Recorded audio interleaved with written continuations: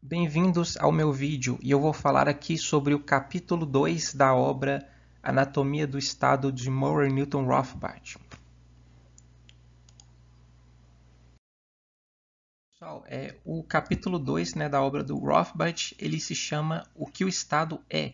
Então, eu vou ler rapidamente esse parágrafo que, apesar de ter ficado grande, é importante para entender a linha de raciocínio do autor.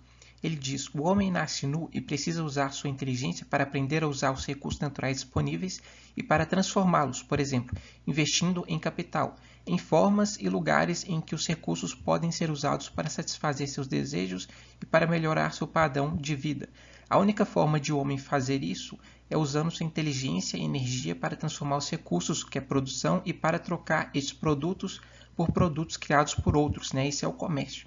Então, o homem descobriu que por meio do processo de trocas voluntárias e mútuas, a produtividade e assim o padrão de vida de todos os participantes nas trocas podia aumentar enormemente, ou seja, a divisão do trabalho, primeiramente a respeito da propriedade privada, Aí a divisão do trabalho, a especialização e as trocas de cada um que vai escolher o que é melhor para si, vai escolher o que não tem, vai dar o que tem, Então, essas trocas voluntárias que vai aumentar o padrão das pessoas, e a produtividade, juntamente com a divisão do trabalho. Então, continuando.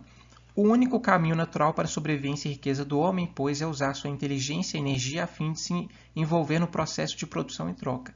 Ele faz isso encontrando recursos naturais e transformando-os, ou seja, acrescentando seu trabalho a eles, como diz John Locke, que foi um importante filósofo liberal, então fazendo dele sua propriedade individual e depois trocando esta propriedade por propriedades semelhantes de outros. O caminho social determinado pelas necessidades naturais do homem é o caminho dos direitos de propriedade e do livre mercado, de se doar ou trocar tais direitos. Então, trilhando este caminho, os homens aprenderam a evitar os métodos selvagens de lutar por recursos escassos, de acordo com os quais A só poderia adquiri-los à custa de B, e aprenderam a multiplicar imensamente esses recursos de produção em trocas pacíficas e harmoniosas, ou seja, a melhor forma de evitar conflito, essa delimitação do direito de propriedade privada, isso aqui é meu, isso aqui é seu, já que vivemos num planeta onde os recursos são escassos, ou seja, como diz o Hoppe, a gente não vive no jardim do Éden, e aí que começa a necessidade da existência da ciência econômica, porque se não existissem recursos escassos, provavelmente a gente não precisaria de pensar muito sobre questão de economia, então é basicamente isso, Então, é o caminho natural de uma sociedade que quer viver de forma pacífica e harmoniosa, é o caminho da troca, da produção, também da apropriação original, ou seja, você não pode apropriar de forma ilegítima através da violência, você tem que apropriar um recurso que outra pessoa não tinha de forma legítima, que misturando o seu trabalho naquilo e usando aquilo, desde que aquilo foi algo que você ou recebeu de forma, assim, através de uma doação, ou apropriou aquela terra sem roubar de ninguém, Então, é basicamente isso. Então, o Franz Oppenheimer, que o Murray Rothbard cita, é um importante sociólogo alemão. Então, ele vai citar: o grande sociólogo alemão Franz Oppenheimer disse haver duas formas mutuamente excludentes de enriquecer. Uma é o caminho descrito anteriormente de produção e trocas, que ele chamou de meios econômicos, que é o capitalismo. A outra é mais simples, visto que não requer produtividade. É o caminho da troca dos bens e serviços alheios pelo uso da força e da violência. Este é o método do confisco unilateral, do roubo da propriedade alheia. Acho que é do roubar da propriedade alheia. Então, é um método que Oppenheimer chamou de meios políticos de gerar riqueza, ou seja, o Estado sobrevive de extorsão, de roubo, e ele não produz e não participa da economia de mercado capitalista. Ele sobrevive do imposto que os capitalistas, independente deles serem micro, pequenos ou médio empreendedores, ou até grandes empresários, o imposto que eles pagam, e é basicamente isso. É uma ideia que eu já comentei com vocês no vídeo passado do capítulo 1, e ele está frisando essa questão, baseado na visão do sociólogo Oppenheimer. Aí aqui embaixo, Rothbard diz: né, os meios políticos canalizam a produção para o indivíduo ou grupo destrutivo e parasitário, né, que é a classe política e os funcionários públicos. E essa canalização não só tira dos vários produtores, como também diminui o incentivo para que o produtor produza além da sua subsistência. Então é aquela coisa óbvia, quanto mais o Estado, essa classe parasitária, onerar o empreendedor, o empresário, mais ele vai perder na capacidade produtiva e vai produzir menos e menos e menos. E quanto menos ele produz, mais o preço vai ser caro no mercado, porque a oferta foi reduzida. Então, assim, por exemplo, imagina uma empresa como a Sony que produz PlayStation, né? Ela paga impostos e assim, eu não sei o número exato de imposto que ela paga, mas uma empresa gigante dessa, que é bilionária, ela deve pagar impostos na casa dos bilhões. Bilhões talvez seja exagero, deve ser alguns milhões.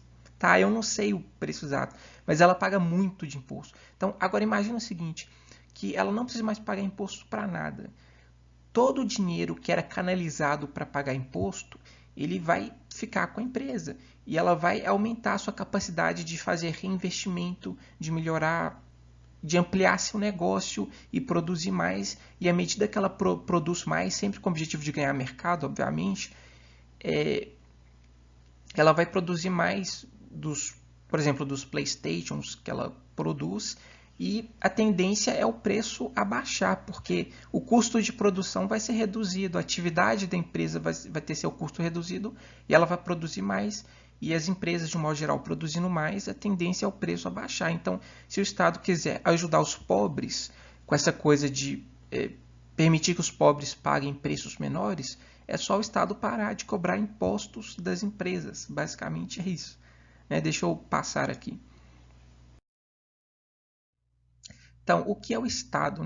Então, segundo Oppenheimer, é a organização dos meios políticos, é a sistematização do processo predatório em determinado território. Então, assim, cada Estado ele foca em atuar da forma parasitária dele em um território específico, porque se tivesse uma competição de Estados no mesmo território, rapidamente o recurso ia acabar, a fonte de dinheiro, que é o setor privado, que são as pessoas que trabalham de forma pacífica, elas iam empobrecer rapidamente, porque um Estado ele já depreda muito. Um Estado ele já rouba, por exemplo, o Estado brasileiro, durante um ano, ele rouba mais de 2 trilhões do povo brasileiro. Assim, eu já olhei o dado do impostômetro uma vez, no ano inteiro, acho que foi 2018 ou 2017, não sei, deu mais de 2 trilhões. Então, assim, se tivesse vários outros governos competindo para ver quem rouba mais o povo brasileiro, não ia ter mais o que roubar depois de um tempo, de tanto que eles roubam. Então, assim, cada estado foca num território para ter o privilégio exclusivo de tributar naquele território, Porque senão você tem que deixar a galinha dos ovos de ouro produzir alguma coisa, porque senão tão logo o tempo passa e não vai ter mais nada para roubar. Então o Estado ele deixa a gente produzir uma certa riqueza e até ficar uma parte para a gente, e para a gente ficar constantemente criando riqueza, porque se ele ficar sempre roubando tudo, vai chegar um momento que a gente morreria de fome, de inanição, porque não teria mais nada. Então, vamos ler o parágrafo de baixo. O Estado é um canal legal, ordeiro e sistemático para a depredação da propriedade privada. Ele transforma a tábua de salvação da casta parasitária da sociedade em algo incerto, seguro e pacífico. Como a produção sempre deve ser anterior à predação, o livre mercado é anterior ao Estado. Então, o Estado ele nunca foi criado por um contrato social, ele sempre nasceu da conquista e da exploração. Essa ideia de que o Estado nunca foi criado por um contrato social, ela é mais do que autoevidente. Eu, pelo menos, não conheço sociedade que cada habitante, cada indivíduo que é considerado cidadão, de fato assinou um contrato social e topou participar voluntariamente daquele arranjo, daquela organização estatal, por exemplo. Isso daí não precisa nem de comentar muito. Então, quando ele diz também ele sempre nasceu da conquista e da exploração, a gente pode lembrar da própria formação do Brasil. Como é que o Brasil surgiu? Os membros do Estado português e também espanhol com relação aos outros países do continente americano, mas no caso do Brasil, os membros do Estado português vieram aqui ocupar terras eles mataram pessoas, escravizaram africanos. Você pode até pensar, nem toda a terra era ocupada. Tudo bem, mas várias terras eram ocupadas e eles eram questão de matar seres humanos que eram donos legítimos dessas terras. Então, isso só mostra que o Estado é ilegítimo, então, porque ele vive de violência e depredação. E quando ele diz como a produção sempre deve ser anterior à predação, o livre mercado é anterior ao Estado, ou seja, para o Estado ele cobrar imposto, para ele adquirir alguma coisa e sobreviver, aliás, para o Estado sobreviver, ele tem que cobrar imposto, né? E para ele cobrar imposto tem que ter alguma coisa, tem que ter recurso financeiro, tem que ter riqueza. Como é que ele vai extorquir riqueza alheia se essa riqueza não foi produzida? Então, esse pensamento, esse raciocínio lógico e óbvio, ele mostra que a produção de riqueza sempre veio antes do Estado, porque para você depredar, para você extorquir riqueza, tem que ter riqueza. Então, são uma linha de raciocínio bem simples que o Rothbard coloca no livro, mas são coisas que muita gente parece não perceber, porque ao longo dos séculos, vários cientistas sociais, sociólogos ou filósofos, eles sempre tentaram justificar o Estado, a legitimidade do Estado, ou falar que, por exemplo, os marxistas dizem que o Estado burguês capitalista, de que esse Estado burguês ele é fruto do capitalismo, ou que ele está associado ao capitalismo. Isso é uma coisa totalmente lógica. Como é que o Estado... Eles chamam o Estado que a gente vive de burguês. Primeiro que eu não sei por quê, porque os burgueses são as maiores vítimas desse Estado que depreda o recurso dos empreendedores. E eles acham que o Estado é uma parte do sistema capitalista. É o Estado que dificulta a economia capitalista de produzir mais, que encarece ela, que cria burocracias e regulações restringindo o livre mercado, a livre iniciativa, protegendo grupos. Então, o Estado ele é anticapitalista.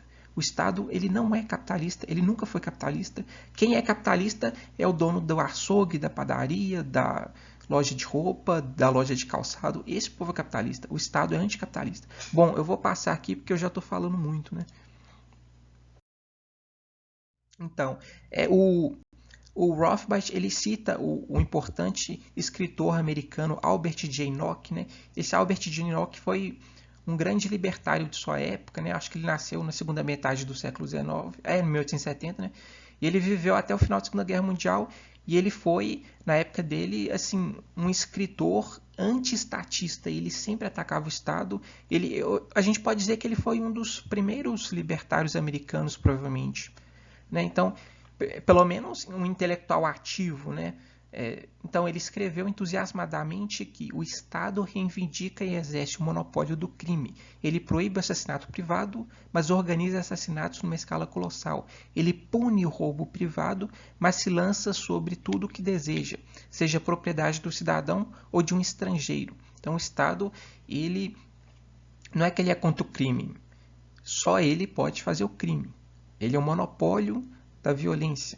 Então ele pune pessoas que fazem coisas que ele faz, porque só ele pode fazer aquilo e é algo legalizado e legitimado pela própria Constituição Estatal. Então isso é incontestável, né? Então olha um parágrafo de baixo, né? Então o paradigma clássico é o da tribo conquistadora, dando um tempo em seu antigo método de saquear e matar as tribos conquistadas para perceber que a duração da pilhagem seria maior e mais segura e a situação mais agradável se a tribo conquistada pudesse viver e produzir com os conquistadores convivendo com os conquistados como governantes impondo um imposto anual fixo, né? É aquela coisa. Então logo os saqueadores percebam que uma hora o recurso acaba e que apenas roubar não é uma forma muito assim produtiva a longo prazo, né? Porque as pessoas que você está pilhando, roubando e até matando, elas não vão mais conseguir produzir nada e não vai ter mais nada para roubar e uma hora o recurso acaba e até mesmo os saqueadores chega uma hora que eles vão ficar sem recurso. Peraí, a gente já roubou ali, a gente roubou aqui, a gente roubou várias tribos, não tem mais ninguém para roubar e agora, entendeu? Então eles aprimoraram o método de saquear, né? Como diz o Rothbard, que eles perceberam uma coisa que é até simples, que a pilhagem ela vai ser maior, mais segura e vai durar, né, mais tempo, né, se a tribo conquistada for permitida produzir se ela for permitida produzir, mesmo que seja um pouco para ela viver, mas que uma parte disso a gente tem que roubar, porque é o nosso dinheirinho garantido, é tipo a nossa poupança, né? Tipo assim, mas a forma, é o método do bandido estacionário de se manter constantemente vivendo do roubo. Tipo, se se o parasita mata seu hospedeiro, não vai ter mais o que o hospedeiro oferecer, porque o hospedeiro vai estar morto. Então eles têm que manter o hospedeiro vivo, né? Então é basicamente isso. Vou passar aqui. Então o Rothbard ele cita mais uma vez o sociólogo Oppenheimer, né? E na qual o Oppenheimer ele faz uma análise sociológica do Estado, né? Ele diz: o que então é o Estado no conceito sociológico? O Estado, em sua gênese, é uma instituição social imposta por um grupo vitorioso de homens a um grupo derrotado, com o único objetivo de regulamentar o domínio do grupo vitorioso sobre o grupo derrotado e de se garantir contra a revolta no interior de seu território e também de ataques estrangeiros. Teleologicamente, este domínio não tem outro objetivo que não o da exploração econômica dos derrotados pelos vencedores, né? Então, é basicamente o que eu já falei nos slides anteriores, né? Que o Estado é uma instituição social imposta de cima para baixo, coercitiva, não é uma instituição voluntária, não tem contrato social, ele vem da conquista, ele se origina de guerras de conquista. Alguns estados podem ter se originado de algum tipo de casamento entre famílias reais, mas esses dois estados que se juntaram para formar um estado maior já eram estados que surgiram de conquista. Então, acho que no final das contas todo estado, lá no inicinho, na primeira formação original dele, ele sempre surge de uma conquista, né? E o objetivo do estado, da classe política, é sempre regulamentar e controlar o seu domínio sobre esse grupo derrotado para evitar revoltas e por aí vai, né? Para evitar que as pessoas se organizem, protestem e derrubem esse Estado e também que esse Estado também não sofra ataque de outros Estados e outros grupos estrangeiros, né? Porque essa parte dos grupos estrangeiros é uma grande ameaça ao Estado, são inimigos externos, né? Tanto é que dizem muito que o Império Romano ele começou a ser constantemente invadido pelos bárbaros e isso começou a enfraquecer muito o Império Romano e isso é um exemplo de que o Estado, os principais inimigos dele, né, são esses estrangeiros, esses ataques externos, né?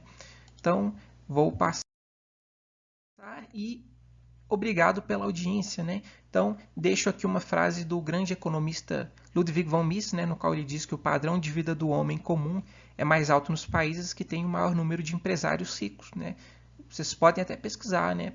Sei lá, Suíça, Estados Unidos, com certeza Hong Kong é um local que tem um padrão de vida muito maior do que, por exemplo, a Venezuela, né? E Hong Kong é tipo uma ilha, um lugarzinho muito pequeno, mas lá é aberto a economia de mercado, ao livre mercado, e a quantidade de negócios que tem lá com vários empreendedores e empresários é muito maior. Então, um local muito bem posicionado assim, geograficamente, que é a Venezuela, que tem recurso natural com petróleo, que tem um espaço até maior que Hong Kong, é um local onde as pessoas morrem de fome. Então, a frase do Ludwig von Mises define muito bem de onde vem o alto padrão de vida de um homem. Então, obrigado pelo vídeo, obrigado pela audiência, pessoal.